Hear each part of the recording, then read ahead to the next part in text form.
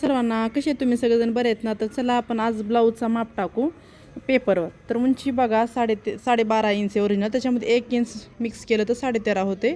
आणि छाती 32 आहे, त्याचा चौथा भाग होतो 8, त्याच्यामध्ये 2 इंच मार्जिन करून 10. शोल्डर 3, गळा रुंदी 2.5, मोंढा 5.5, गळा उंची 6 आणि मागचा गळा आपल्या मनानुसार.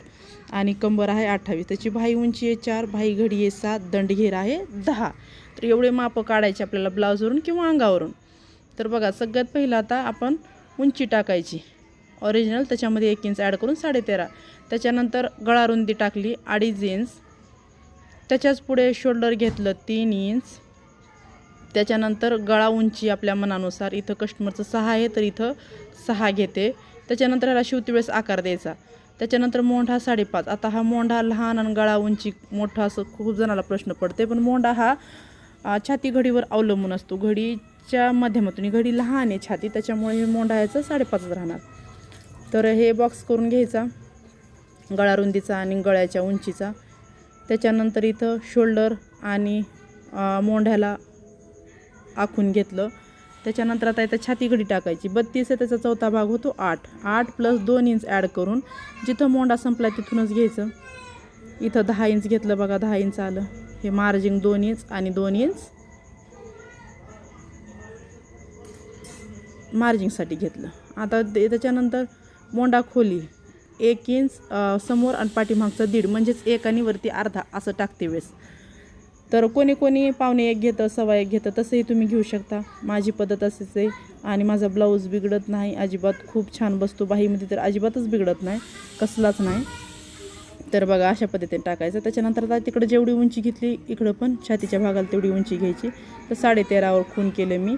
आता हे 10 घडी आहे का बघायचं. तर हो, हे बरोबर 10 आहे. आता याला पट्टीच्या स्केलच्या सहाय्यानं आखून घ्यायचं, जसं आहे तसं हे आखून घेतलं. त्याच्यानंतर इथं पण छाती घडी आणि खालचं जे आपण कंबरचं आखलं ते आखून घ्यायचं. त्याच्यानंतर आता इथं कंबर किती 28, त्याचा चौथा भाग होतो 7 प्लस त्याच्यामध्ये 2, हे होतं 9. आणि हे कंबर घडी जरी नाही तुम्ही काढलं तरीही चालतं. जेव्हा आपण फिटिंग करतो तेव्हा तर आपण माप घेऊनच फिटिंग करतो. हे मी कट नाही करत, हे फक्त माप दाखवले तुम्हाला. तुम्ही कटही केलं तरी चालतं, हे 1 इंच एक्स्ट्रावालं. त्याच्यानंतर आता ह्याच्या पुढे क्रॉसपट्टी 3ची 3.5ची 3ची 3.5ची, तर हे 3.5, कारण कटोरी खूप लहान आहे ना, त्याच्यामुळे 3.5. आणि इकडं कमऱ्याच्या साईडला 2.5 इंच आणि काज बटनाच्या साईडला 3.5 इंच अशा पद्धतीने घ्यायचं. आणि इथं काज बटना साईडला अर्धा इंच, क्रॉसमध्ये खाली अर्धा इंच घ्यायचं. त्याच्यानंतर हे 2.5 आणि ते जॉईंट करून घ्यायचं. तिथं फक्त अर्धा इंचानंच खाली आकार द्यायचा. ते आकार कसं सेप आला तर व्यवस्थित ब्लाऊज बसतो, बरोबर का. तर अशा पद्धतीने इथं 3.5 इंच घेतलं, इकडं 2.5 घेतलं. हे कंबरचा भाग आहे 7 प्लस 2. हे सगळं मी मापं टाकते. तुम्हाला व्हिडिओ कसा वाटतो नक्कीच पूर्ण व्हिडिओ स्किप न करता पूर्ण व्हिडिओ बघा आणि कमेंट करून सांगा.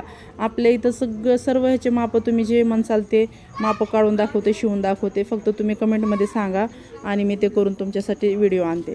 तर इथं कटोरीचा आकार काढण्यासाठी इथं 2.5 इंच घेते मी.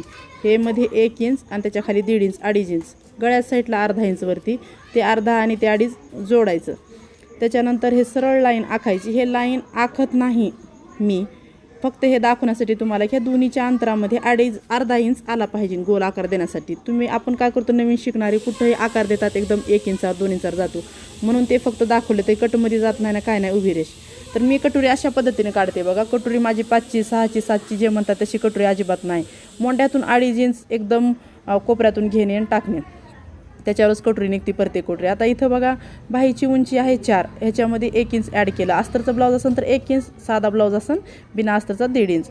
आता बाही घडी कशी काढायची बघा. शोल्डरवर ठेवा, शोल्डरच्या टोकावर, आणि इकडं मोंढ्याच्या टोकावर. इथं आलं 7 इंच, त्याच्यामध्ये अर्धा इंच मिक्स करायचा आणि बाही घडी टाकायची.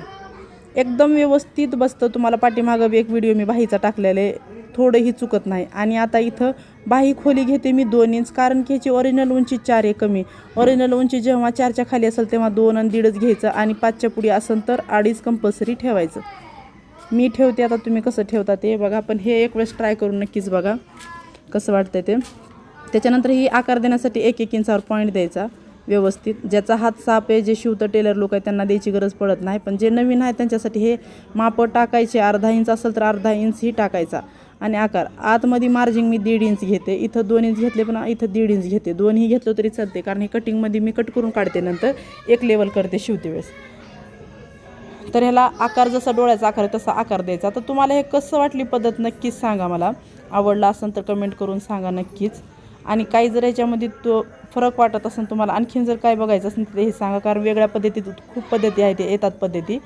तर हे बघा, हे पूर्ण माप काढलं मी 32 साईजचं. बाही काढली, कटोरी काढली, मोंढा, क्रॉसपट्टी, पाठीमागचं बी निघतात. आता हे कट करून तुम्हाला दाखवते. पूर्ण 5 पार्ट निघतात कटोरीच्या ब्लाऊजमध्ये.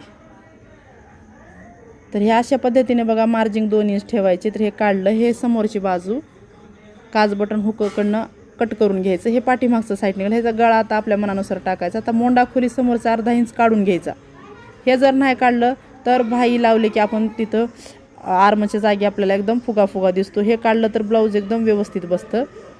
हे अशा पद्धत. त्याच्यानंतर क्रॉसपट्टी काढून घ्यायची. एकदम जसं आखले तसंच काढायचं, एकदम परफेक्ट बसतं. आणि मी कमरेचा भाग हे कट केलेला नाही, ते बाजू तुम्ही कट केलं तरीही चालतं, मी फिटिंगच्या वेळेसच करते. आणि हे कटोरी मोंढा एक साईडला केला. आता कटोरी मोंढा दुसऱ्या कपड्यावर आपल्याला वाळून घ्यायचा. आता ही बाही बघा, बाही बी कट केले सेम. आता बाही खोली उकलायची, ह्या साईडची किंवा ह्या साईडची काढायची. मी जिथून आखले त्या साईडची काढून घेते, म्हणजे समोरच्या बाजूला येतं बाही खोली काढलेली, न काढलेली हे पाठीमागच्या साईडला येतं. तर असे 5 पार्ट निघाले बघा. तर व्हिडिओ कसा वाटला तुम्हाला कमेंट करून नक्कीच सांगा, आवडला असेल तर. आणि वाढून कटोरी मोंढा वाढून हा व्हिडिओ दुसऱ्या वेळेस येईल, त्याच्यानंतर येईल, उद्याच्याला येईल.